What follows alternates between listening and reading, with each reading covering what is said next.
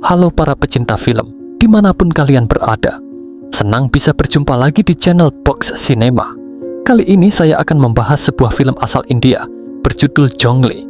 Dirilis pada tahun 2025, film ini mengikuti kisah seorang pelajar yang mengalami depresi berat akibat konflik keluarga dan hubungan percintaan yang kandas.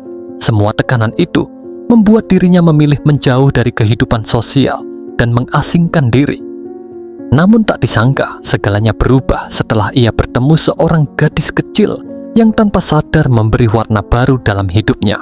Penasaran bagaimana kisah lengkapnya? Langsung saja kita masuk ke alur ceritanya. Cerita bermula dari seorang wanita bernama Liza yang sedang menunggu waktu kelahirannya. Ia berada di rumah sakit tanpa didampingi siapapun, tidak ada keluarga, tidak ada kerabat, hanya dirinya sendiri. Setelah beberapa waktu, proses persalinan pun berhasil dan seorang bayi perempuan pun lahir. Di momen itu, seorang dokter bernama Titi turut membantu proses kelahirannya. Setelah melahirkan, Liza segera menghubungi kekasihnya yang bernama Asif karena kehamilannya adalah hasil dari hubungan gelap mereka. Namun reaksi yang ia terima tidak seperti yang ia harapkan. Asif menolak mengakui bayi itu dan bahkan berencana pergi ke luar negeri seolah tidak terjadi apa-apa. Tenggelam dalam rasa malu dan takut menanggung konsekuensi dari perbuatannya, Liza mengambil keputusan yang sangat keliru. Ia membawa bayi tak berdosa itu dan meninggalkannya di tempat sampah. Beberapa saat kemudian, Titi, dokter yang sebelumnya membantu proses persalinannya, tanpa sengaja melihat Liza membawa bayi itu. Karena curiga, Titi segera menanyakan keberadaan bayi tersebut. Setelah mengetahui apa yang terjadi, Titi langsung mengambil bayi itu dan menegur Liza dengan tegas. Ia mengatakan bahwa apa yang dilakukan Liza benar-benar tidak manusiawi, karena bayi itu lahir tanpa tahu apapun tentang kesalahan orang tuanya. Untuk membuat Liza membuka mata dan berpikir ulang, Titi memutuskan menceritakan kisah seseorang. Ia mulai bercerita tentang seorang mahasiswa bernama Johnny yang saat itu sedang bersiap pergi ke kampusnya. Saat itu beredar sebuah video yang memperlihatkan seorang wanita bernama Nupur sedang dilecehkan. Rekaman tersebut membuat Nupur sangat malu dan terpuruk. Melihat hal itu, Johnny tidak tinggal diam. Ia membawa Nupur menemui para pelaku pelecehan tersebut dan tanpa ragu memberi mereka pelajaran. Namun aksinya itu dihentikan oleh ayahnya, Javid, yang merupakan salah satu dosen di kampus itu. Karena Johnny adalah anak seorang dosen, pihak kampus tidak memberikan sanksi padanya. Tetapi di rumah, Javid justru marah besar dan menyalahkan Johnny. Bahkan, ia mengungkit kematian ibu Johnny, seolah-olah Johnny yang menjadi penyebabnya. Perkataan itu membuat Johnny semakin hancur. Ia merasa ayahnya tidak pernah mengerti bahwa kehilangan itu bukan hanya dirasakan oleh ayahnya, tetapi juga olehnya sebagai anak yang kehilangan ibunya. Dalam kondisi keluarga yang berantakan itu, Nupur selalu berusaha membuat Johnny tersenyum. Kehadiran Nupur perlahan membawa cahaya baru dalam hidupnya. Hingga suatu hari, Nupur harus pulang karena diminta keluarganya. Johnny pun mengantarnya, namun tidak sampai depan rumah karena Nupur takut dimarahi orang tuanya. Selama ini, Johnny bahkan tidak tahu di mana sebenarnya rumah Nupur berada. Selama beberapa hari, Johnny terus mencoba menghubungi Nupur, namun tidak ada satupun balasan darinya. Keheningan itu membuat Johnny gelisah dan kebingungan. Bahkan teman terdekatnya pun tidak tahu di mana Nupur berada. Hari demi hari berlalu, dan Johnny tetap menunggu kabar. Hingga akhirnya ia mendengar berita bahwa Nupur akan segera menikah. Johnny juga diberikan alamat tempat acara tersebut berlangsung. Kabar itu membuatnya merasa benar-benar kehilangan arah. Namun ia tetap memutuskan datang ke pesta pernikahan itu. Di depan keluarga, tamu undangan, dan calon suaminya, Johnny mengungkapkan perasaannya tanpa ragu. Ia menyatakan betapa besar cintanya kepada Nupur. Namun yang ia terima bukan jawaban yang ia harapkan. Nupur mengatakan bahwa hubungan mereka selama ini hanya dianggap sebagai pertemanan. Calon suaminya pun langsung memperkenalkan diri kepada Johnny, seolah mengukuhkan bahwa posisi Johnny tidak lebih dari seseorang yang salah memahami kedekatan. Pernyataan itu membuat Johnny semakin runtuh. Ia merasa seperti tidak ada tempat lagi untuk dirinya di kehidupan Nupur. Karena aksinya di pesta tersebut, Johnny kemudian ditahan. Di sana, Ia memohon untuk menghubungi ayahnya. Saat ayahnya datang, Johnny meminta bantuan terakhir. Ia ingin pernikahan Nupur dibatalkan.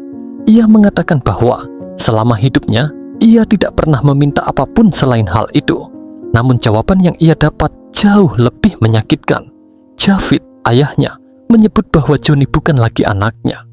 Ucapan itu menghancurkan harapan terakhir yang Johnny punya. 2 hari setelah penahanannya, Johnny akhirnya dibebaskan. Dengan kondisi mental yang hancur dan tidak punya tempat untuk kembali, ia memutuskan pergi sejauh mungkin dari kota itu. Ia meninggalkan semuanya tanpa bekal apapun dari ayahnya. Hanya motor kesayangannya yang masih bisa ia bawa. Dalam perjalanan hidup yang baru itu, Johnny harus bertahan dengan cara apapun. Ia tidur di tempat seadanya, hidup seperti gelandangan, dan bekerja serabutan demi bisa makan. Sementara itu, cerita berpindah kepada seorang anak perempuan berusia 6 tahun bernama Paki. Saat itu kedua orang tuanya sedang menjalani proses perceraian di pengadilan. Masalah ekonomi dan lilitan hutang membuat rumah tangga mereka hancur. Namun yang paling menyedihkan, tak satu pun dari mereka ingin mengambil hak asuh Paki. Dalam kebingungan dan kesepian itu, Paki hanya ingin memiliki seseorang untuk dia anggap sebagai teman. Tanpa sadar, ia terbawa oleh kondektur bus yang mengira bahwa Paki adalah anak salah satu penumpang. Saat Paki menghilang, kedua orang tuanya bukannya panik atau bersatu, tetapi justru saling menyalahkan. Perdebatan mereka bahkan menarik perhatian seorang konten kreator bernama Sujansah yang selalu mencari kejadian viral untuk dijadikan materi konten. Di sisi lain, Paki terus melanjutkan perjalanan ke arah yang bahkan tidak ia pahami. Hingga pada akhirnya, kondektur bus merasa keberadaannya merepotkan. Tanpa belas kasihan, mereka menurunkannya di sebuah lokasi asing yang sama sekali tidak dikenali Paki. Malangnya, orang-orang yang ditemui Paki tidak menunjukkan simpati. Mereka justru menganggapnya sebagai gangguan. Di usianya yang masih sangat kecil, Paki tidak tahu cara bertahan hidup selain mengambil sisa makanan orang lain yang sudah dibuang. Sementara itu, kedua orang tuanya masih terus terlibat pertengkaran tanpa memikirkan keberadaan putri mereka. Di tengah kekacauan itu, Sujansah kembali muncul untuk memanfaatkan situasi dan menawarkan dirinya sebagai sosok yang seolah peduli, padahal hanya mencari kesempatan agar kontennya viral. Di sisi lain, Paki berusaha mencari sedikit kenyamanan dengan mendatangi sebuah festival. Tanpa sengaja, ia bertemu Johnny yang bekerja sebagai tukang parkir demi menyambung hidup. Saat ini, Johnny tinggal sendirian di rumah sewa kecil yang jauh dari kata layak. Keesokan paginya, Johnny terkejut saat melihat Paki sudah berada di dalam rumahnya. Rupanya, semalam ketika ia tertidur, Paki yang kebingungan memutuskan masuk ke rumah tersebut karena tidak tahu harus pergi kemana. Tidak bisa menerima kehadiran anak kecil itu, Johnny berusaha mencari tahu siapa keluarganya. Ia meminta Paki menuliskan informasi tentang orang tuanya karena mengira Paki tidak bisa berbicara. Namun yang membuatnya marah adalah ketika Paki menggambar wajah Johnny seolah-olah ia adalah ayahnya. Dalam kesehariannya, Johnny bekerja di sebuah bengkel. Keberaniannya membuat pemilik bengkel merasa aman dari gangguan orang-orang yang suka membuat masalah. Tetapi setelah bekerja, hidupnya hanya diisi dengan minuman keras untuk melupakan nasibnya. Namun semakin lama, suara Paki yang terus memanggilnya dengan sebutan Jongli, yang berarti liar, mulai menghantui pikirannya. Johnny menganggap suara itu hanya efek dari minuman, tetapi nama itu terus terngiang dan membuatnya tidak nyaman. Suatu malam, Paki yang kelaparan diam-diam mengambil sebagian roti milik Johnny, dan hal itu membuat Johnny tersadar bahwa keberadaan anak itu bukan halusinasi. Ia pun akhirnya menemukan Paki tertidur dalam kondisi yang menyedihkan. Namun, hal itu justru membuat Johnny semakin marah karena sebelumnya Paki hanya diam dan bertingkah seperti orang bisu. Sekarang Johnny merasa semakin terganggu. Tak lama kemudian, Johnny dikejutkan oleh suara motornya yang jatuh, sesuatu yang tidak sengaja dilakukan oleh Paki. Kejadian itu membuat Johnny semakin marah, dan salah satu penduduk sekitar melihat kejadian tersebut. Suatu malam, Johnny mampir ke sebuah warung. Beberapa orang di sana membicarakan apa yang Johnny lakukan terhadap Pak Aki. Mereka menertawakannya, menganggap Johnny sudah stres. Sepulangnya, Johnny kembali bersikap seperti biasa, mengabaikan kehadiran Paki. Sementara itu, Paki hanya terdiam melihat Johnny makan tanpa diajak. Saat Johnny lengah, Paki memanfaatkan kesempatan untuk makan. Johnny yang sudah lelah memikirkan Paki, akhirnya memilih untuk tidak peduli lagi. Kebiasaan Johnny yang sering membuang sampah sembarangan membuat Bablo, anak kecil tetangganya, marah. Hal itu menarik perhatian kakaknya, Dokter Titi.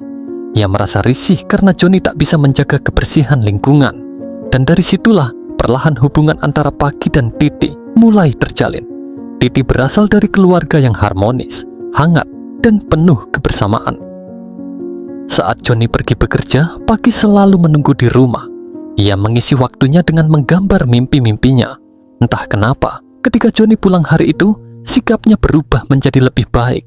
Hari itu adalah hari ulang tahun mendiang ibunya, dan suasana hatinya terasa berbeda.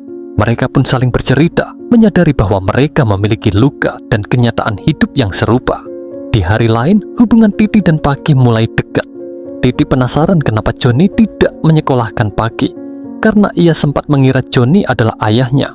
Namun tak lama, Titi harus pergi karena harus kembali ke tempat magang. Saat itu, ia masih belajar di jurusan kedokteran. Paki begitu menyayangi Johnny dan menganggapnya sebagai ayah. Suatu waktu, ia mencoba membersihkan foto ibu Johnny. Namun tanpa sengaja, foto itu jatuh dan pecah. Johnny sangat marah. Ia benar-benar kehilangan kendali atas emosinya. Johnny akhirnya memutuskan membawa Paki ke terminal, memintanya pergi dan tidak pernah kembali. Kemarahannya terbawa sampai ke tempat kerja. Ia bersikap kasar pada pegawai lain. Pemilik bengkel pun akhirnya meminta Johnny untuk tidak kembali sebelum ia mampu mengendalikan emosinya. Di sisi lain, Paki berusaha bertahan dalam berbagai kondisi tanpa ada seorang pun yang mau menolongnya. Tak lama kemudian, Johnny mulai menyadari bahwa semua itu muncul karena rasa bersalahnya.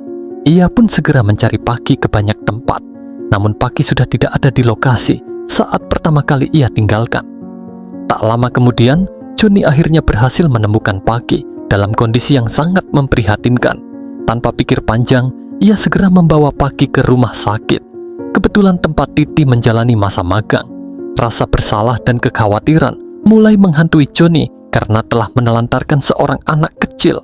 Saat Paki sadar, orang pertama yang ia cari tetap Johnny.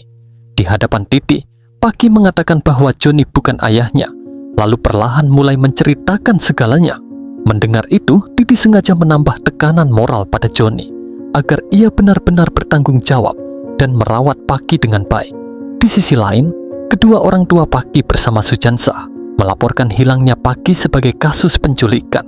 Namun tampaknya Sujansa bekerja sama dengan seseorang demi kepentingannya sendiri.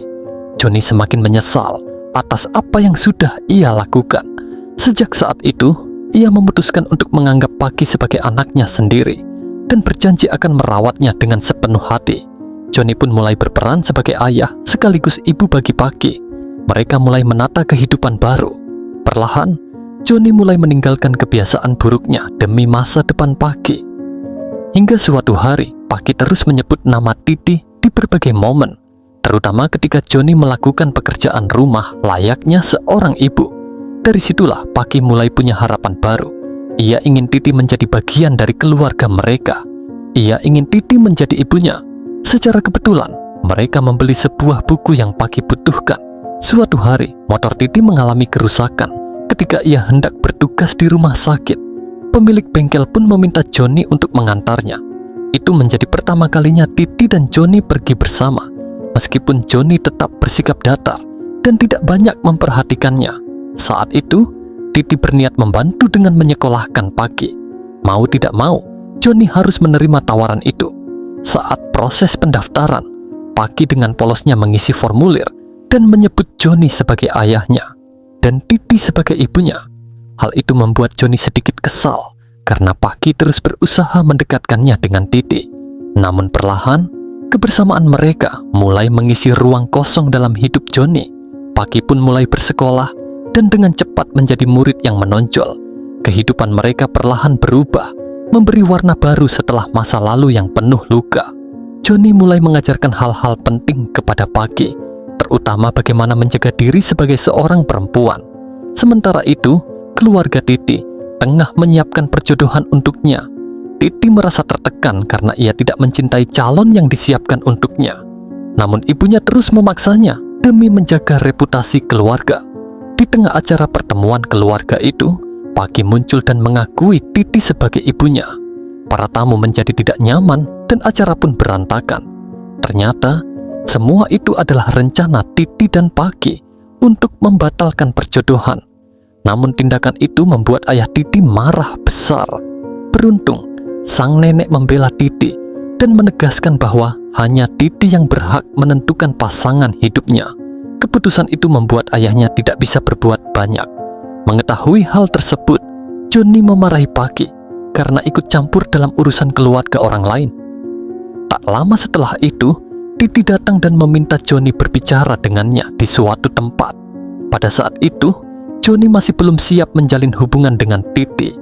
Walaupun Titi mengungkapkan bahwa dia benar-benar mencintai Joni, Joni justru menegaskan bahwa dirinya hanyalah pria sederhana dengan pekerjaan serabutan dan tanpa kepastian hidup. Meski begitu, Titi tetap bersikeras bahwa dia menerima Joni apa adanya. Ucapan itu membuat Joni teringat pada Nupur, seseorang yang dulu pernah berkata hal serupa, tetapi akhirnya justru mengkhianatinya. Karena pengalaman itu, Joni mengatakan bahwa satu-satunya yang penting baginya hanyalah Paki. Luka masa lalu membuatnya enggan membuka hati lagi. Mendengar itu, Titi terluka dan merasa gagal memenangkan hati pria yang selama ini dia harapkan. Namun, neneknya terus mendorong Titi agar tidak menyerah dan tetap berjuang menyembuhkan hati Joni. Beberapa waktu kemudian, saat sedang bekerja, Joni diberi kabar bahwa ia terlambat menjemput. Dia langsung panik begitu mendengar bahwa Paki tidak lagi berada di lingkungan sekolah, dan tanpa pikir panjang, dia segera mencarinya ke berbagai tempat. Akhirnya, Joni menemukan Paki bersama Titi. Karena cemas dan marah, Joni menegur Titi karena membawa Paki tanpa memberitahunya terlebih dahulu. Namun Paki justru menjadi penengah.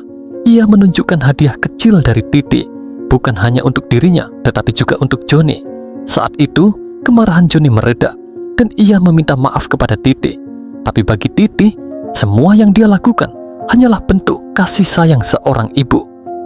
Pada momen itu, Titi memberikan sesuatu yang sangat berarti. Foto mendiang ibu Joni yang sebelumnya rusak. Dan sejak saat itu, hubungan di antara mereka perlahan mulai berubah menjadi lebih dekat. Setelah hubungan mereka semakin dekat, Joni akhirnya diperkenalkan kepada keluarga Titi, dan mereka menyambutnya dengan hangat. Hal itu membuat Joni merasa diterima dan sangat bahagia. Suatu hari, Titi menghubungi rekan kerja Joni untuk memberitahu bahwa seorang penjaga warung telah mencoba melecehkan Pahi. Untungnya, Paki berhasil melarikan diri dan segera mencari perlindungan pada Titi. Mendengar hal itu, Joni langsung marah besar. Pada saat itu, amarah Joni benar-benar meledak. Ia seperti harimau yang tak bisa ditahan ketika anak yang ia sayangi diganggu. Namun sekali lagi, Paki menjadi sosok kecil yang menenangkan hatinya agar tidak bertindak terlalu jauh. Di sisi lain, Sujan menerima panggilan dari seorang pengacara bernama Sarafat Chowdhury yang berniat memanfaatkan kasus hilangnya Paki demi ambisi politiknya. Ia ingin membuat seolah-olah kasus itu adalah penculikan yang berhasil mereka ungkap, sehingga namanya bisa melambung dan ia mendapatkan posisi penting di pengadilan. Pada waktu yang sama, pemilik warung yang pernah berseteru dengan Joni melihat foto Paki. Ia kemudian ikut terlibat dalam rencana tersebut sebagai balas dendam atas warungnya yang pernah dibakar oleh Joni. Sementara itu, Pahi mulai sakit dan mengalami demam. Karena sedang sibuk di rumah sakit tempat ia bekerja, Titi meminta Joni untuk membawa Paki ke rumah sakit Dhaka. Setelah mengetahui keberadaan mereka, Sujan sangat senang karena rencana mereka hampir berjalan sempurna. Setibanya di rumah sakit, Paki merasa lapar. Jadi Joni meminta Paki menunggu sementara ia membeli makanan. Meski Paki enggan ditinggal, Joni tetap pergi karena ia pikir semuanya aman. Namun setelah beberapa lama, Paki merasa cemas dan memutuskan mencari Joni. Saat ia berjalan pergi, Joni justru sudah kembali dengan makanan di tangannya. Tepat pada momen itu, para petugas keamanan datang dan dengan cepat menangkap Joni menuduhnya menculik Paki. Sementara itu, Paki dibawa pergi oleh Sujan. Berita tersebut dengan cepat menyebar di media dan membuat Titi sangat khawatir. Di saat itulah Sarafat mulai menyusun tuntutan untuk menjatuhkan Joni di pengadilan. Ketika kondisi Pahi semakin memburuk, Sujan ingin membawanya ke rumah sakit. Namun Sarafat melarangnya sebelum sidang berlangsung. Sujan tak bisa membantah karena ia membutuhkan uang untuk pengobatan anaknya yang sakit. Selama masa itu, Paki terus memanggil nama Joni, bahkan ketika kondisinya hampir kritis. Di ruang pengadilan, Sarafat mulai menyerang Joni dengan berbagai tuduhan. Ia menyebut bahwa kematian ibu Joni adalah kesalahannya karena tidak menolong saat kebakaran, padahal itu murni kecelakaan. Lalu ia menyebut tentang insiden ketika Joni melukai calon suami Nupur di hari pernikahannya, serta kesaksian palsu dari pemilik warung. Semua itu membuat trauma lama Joni kembali menghantuinya. Tak tahan melihat kondisi Paki, Sujan akhirnya membawa gadis kecil itu ke rumah sakit. Di saat yang sama, kedua orang tua kandung Paki yang sebelumnya dibayar Sarafat memberikan kesaksian palsu bahwa Joni telah menculik anak mereka. Padahal kenyataannya mereka sendiri tak pernah ingin mengurus Paki. Merasa bersalah, Sujan akhirnya menayangkan siaran langsung di media sosial untuk membongkar seluruh rencana jahat Sarafat. Siaran itu viral dan bahkan ditonton oleh ayah Joni yang kemudian datang ke persidangan untuk membela putranya. Dalam siaran tersebut, terlihat kondisi Pahi sangat kritis. Ia diketahui mengidap penyakit jantung sejak kecil. Dokter meminta agar Joni segera datang ke rumah sakit karena Pahi terus memanggil namanya. Setelah kebenaran terungkap, Joni mengakui semua kesalahan masa lalunya dan bersedia dihukum. Namun ia memohon agar diberikan kesempatan menemui Pahi, bukan sebagai ayah kandung, tetapi sebagai satu-satunya orang yang selalu ada untuk gadis kecil itu. Hakim pun menyetujui permintaannya dan memerintahkan penyelidikan terhadap Sarafat. Beberapa waktu kemudian, Joni dan Titi tiba di rumah sakit. Paki akhirnya menyebut Titi sebagai ibunya, sebelum akhirnya napas kecil itu berhenti selamanya. Kehilangan itu begitu memukul Joni.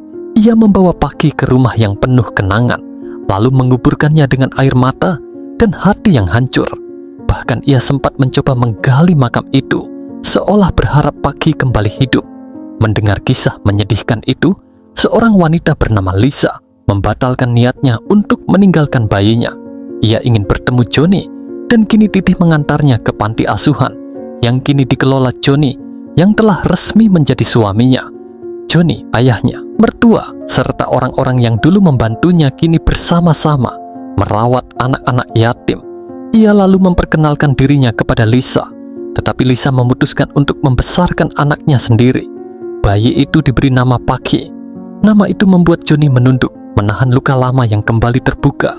Namun kali ini, ia tahu Paki akan terus hidup dalam kasih sayang, bukan penyesalan. Dan dengan itu, cerita berakhir sebagai pengingat bahwa setiap anak berhak dicintai,